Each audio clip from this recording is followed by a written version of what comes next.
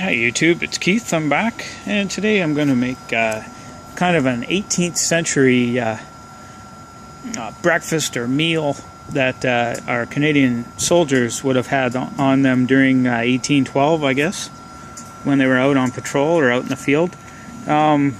This is something that they would have used their daily rations. Most of the time they would get, instead of flour, if it wasn't available, they would get coarse ground cornmeal, and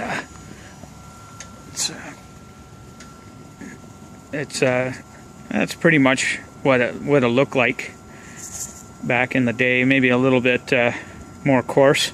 That's as coarse as I could find. There's half a cup or so, and I got 2 cups of boiling water on there. Boiling away on my BioLite. I'm going to use the more modern backpacker type setup to produce a nice 18th century meal. And you slowly add the cornmeal in.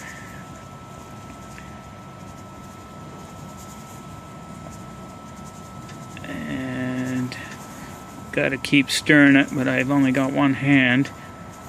Okay, you slowly add it. And you stir it until she comes back up to a boil, rolling boil. It's something you have to look after, or else it'll clump up and stick on the bottom. So, probably take about 20 minutes to cook. But this is what our soldiers would have used way back in 1812 on the front line. And I would imagine the natives, they got it from the natives. So, some of our close allies back then, and still are today. So, a very key part of us winning those series of battles, which shaped our country today. So, I'll just go a little bit further here, and then when we get towards the end, I'll show you what it looks like. Okay, I'll get back to you. Okay, didn't take very long. Not with modern day equipment.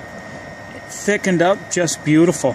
Now, in the 18th century, or 1812, or whatever, salt was hard to come by, so a lot of the soldiers wouldn't be able to add it, but a little bit of salt brings out the flavor in the corn. And they would have kits in their rations, spice kits, and a lot of times it would consist of cinnamon. So I've got a little bit of cinnamon here. Should have opened it first. Just 1 second, I'll get back to you in a bit. Okay, we got it open. Just add a little bit of cinnamon in there. Oh, dump it. Yeah, it's some spillage. Better take that off the fire because it's... And back then, sugar was pretty pricey, and salt was a hot commodity. They used it a lot for preserving their foods, but sugar was heavily taxed, and a lot of them couldn't get it, a lot of the soldiers. So, but molasses wasn't taxed, so they used molasses. Today we could use brown sugar or just regular white sugar. But another thing that was available to our Canadian troops was maple syrup that they got off of their native allies. So that's what we're going to use today. Some cinnamon, which is in there and all over my deck. And we're going to sweeten it up with some maple syrup. Now, I didn't have time to go out and get the natural stuff. This is synthetic, but you get the gist.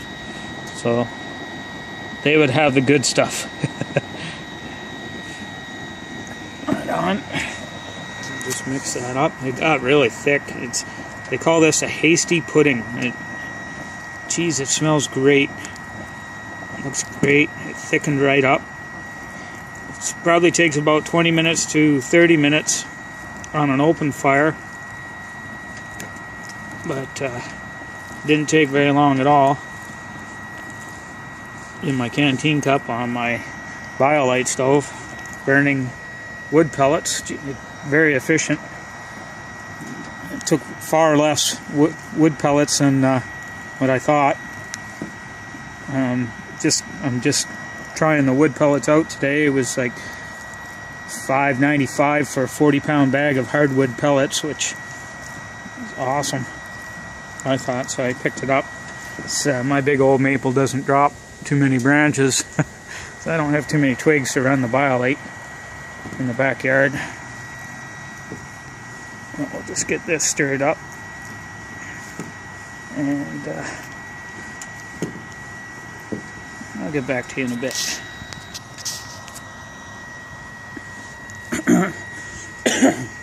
Okay, I put in some, got it all stirred up, and I did put in some brown sugar. And look at that. That's just awesome. That's so thick. That would just stick right to your ribs on a cold winter day. No wonder our troops were so happy. So that's it, my 18th century to modern day backpacking food. Some hasty pudding. Right on. I'm gonna enjoy. Until the next time, if you like, subscribe and leave a comment. Thank you.